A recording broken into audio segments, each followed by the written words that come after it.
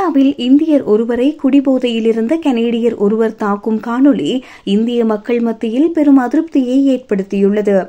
கனடாவில் புலம்பெயர்ந்தோருக்கு எதிரான வெறுப்பு அதிகரித்து வருகின்றது. சமீபத்தில் இந்தியர் ஒருவரின் கார் மீது சிறுநீர் கழித்த கனேடியரை தட்டி கேட்டதால் அவர் அந்த இந்திய நபரை அடித்து கொலை செய்தார். இந்நிலையில் டொரண்டோவில் உள்ள கேஃபே ஒன்றில் இந்தியர் ஒருவரை கனேடியர் ஒருவர் தாக்கும் வீடியோ ஒன்று வைரலாகியுள்ளது. கேஃபேயில் நின்று கொண்டிருந்த இந்தியரின் மொபைலை கனேடியர் ஒருவர் பிடுங்கி எறிந்துள்ளார். இதன்போது அவர் அமைதியாக தன் மொபைலை எடுக்க அவரை நெருங்கிய அந்த கனேடியர், "நீ என்ன பெரிய ஆளா, என்னிடம் தோரணை காட்டுகிறாயா எனும் ரீதியில் கேள்வி எழுப்ப இதனால் உங்களுக்கு பிரச்சினை ஏற்படலாம் என குறித்த இந்தியர் எச்சரித்துள்ளார். உடனே அவரை பிடித்து தள்ளிய அந்த கனேடியர் அவரது சட்டையை பிடித்து அவரை சுவரோடு சேர்த்து தள்ளி பிடித்து மிரட்டியுள்ளார்.